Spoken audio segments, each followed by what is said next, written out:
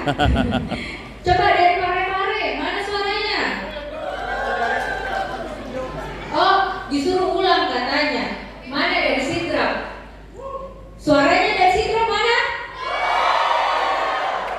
Oke, sekarang dari Parepare, jangan mau kalah. Masa lebih kota Parepare kalian tidak semangat? Mana Parepare? 100 orang gitu ya. Kita turun-turun. Mana Maros? Kayaknya digorongin nanti Bu. Oke, terus dari kota kita tercinta, mana dari Makassar? Kenapa tambah turun tambah loyo? Terakhir dari lokasiku, awas memang fokus dulu kalau udah semangat kan? Dapat dari kalah saya. Mana dari Bantaeng? Gitu dong.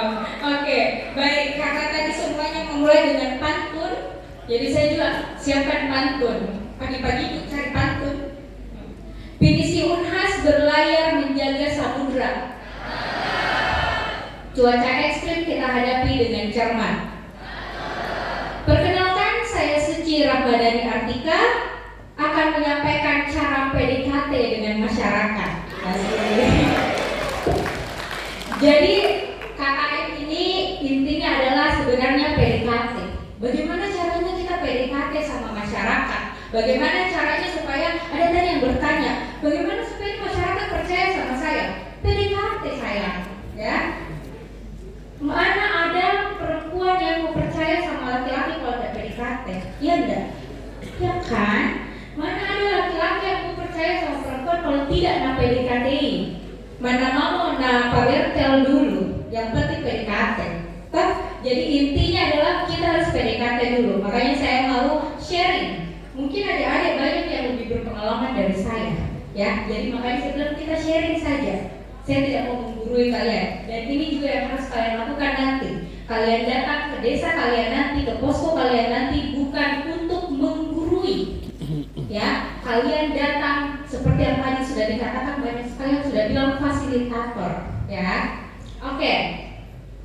Ini tadi sudah banyak yang bahas, tidak usah bisa bahas lagi, jadi pasti kalian ngantuk tuh, ini terus, ya. Intinya adalah kalau kita bilang perubahan iklim, jangan cuma kita berpikir, oh mengkutuk ki es, oh anu ki, nanti di sana di Eropa gitu terasa. Tidak, ternyata perubahan iklim juga berdampak ke kita. Yang paling kecil ke sektor-sektor di desa-desa, utamanya 4 pilar ini. Nanti kalian akan lihat sendiri di bukunya pilar-pilar apa saja. Ini cuma secara umum saja ya. Nah, sekarang fungsinya kalian kalau kita mau PDKT itu kita harus tahu dulu posisi kita apa. Kita sebagai apa? Di sini posisi mahasiswa seperti yang tadi sudah dikatakan oleh Pak Kasudin, fungsinya kalian adalah sebagai fasilitator. Kalian sebagai inovator. Kalian punya ilmunya, kalian punya teorinya, tapi pengalaman kalian kalah jauh sama orang di poskonya nanti kalian. Jadi di sini kalian jadi fasilitator, bukan menggurui sekali lagi. Masyarakat sebagai apa? Mereka adalah objek utamanya. Ya, kalau di dalam film, ya kita ini semua pemeran cadangan, ya cameo di semua. Yang akan menjadi aktor utama adalah masyarakat yang ada di lokasi. Kenapa? Karena mereka yang akan lanjutkan. Supaya kalau kalian pulang masih lanjut nih. Jangan kalian datang 30 hari selesai sudah juga gitu ya. Terus sifat program, kalau dulu waktu saya KKM juga seperti ini, jadi kita kaku.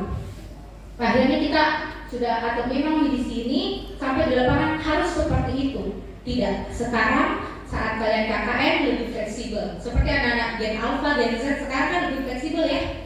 Ya, mereka lebih suka yang fleksibel. Jadi programnya harus fleksibel. Mungkin kalian sudah susun memang di sini, tetapi sampai di lapangan nanti harus kalian sesuaikan. Dan yang terakhir solusi ini jangan terlalu mau harus pakai teknologi yang tinggi. Ini harus pakai ini Bu, harus dipakai ini. Ada namanya alat detektor bla bla bla bla. Terlalu ribet ya. Kita kembali ke kearifan lokal. Saya punya pengalaman. Saya bawa alat pengukur salinitas ya, karena saya dari kelautan salinitas. Sampai di sana bapak-bapak saya bilang, jangan kita rata begitu Bu. Dan celup tangannya dia jilat, dia sebut 27.000. Saya tidak percaya. Saya tes 27 bulan. Jadi jangan ragukan kemampuannya mereka, ya. Jadi kita harus diskusi sama mereka. Mereka lebih tahu. Mereka jangan sampai kalian mau pasang sesuatu yang ternyata tidak tahan di sana. Oke? Oke, ini adalah 3 pilar pendekatan sosial utama yang tadi salah satunya sudah dijelaskan oleh Prof. Nita, ya, yang tentang NBS, Nature Based Solution, di mana kita harus kembali ke alam, ya. Saya bahasa kasarnya begini, kalau misalnya alam rusak, jangan kita lawan, ikuti apa maunya, ya. Ikuti apa maunya, karena alam punya cara sendiri untuk memperbaiki dirinya sendiri. Sama juga kita, kalau lagi bad mood itu pasti tidak mungkin dipaksa-paksa, pasti mau diikuti.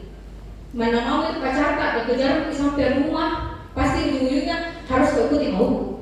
Mana mau saya salah, kau yang minta maaf, gitu kan? Jadi kita ikuti juga maunya alam. Jadi kita perlakukan alam sebagaimana pacar tak lah rasanya, tak? Seperti itu. Yang kedua adalah community based adaptation, di mana di sini kita harus mendekati mereka menggunakan jadi kita dekati masyarakat, apa maunya masyarakat. Jadi selain kita ikuti maunya alam, ikuti juga maunya masyarakat.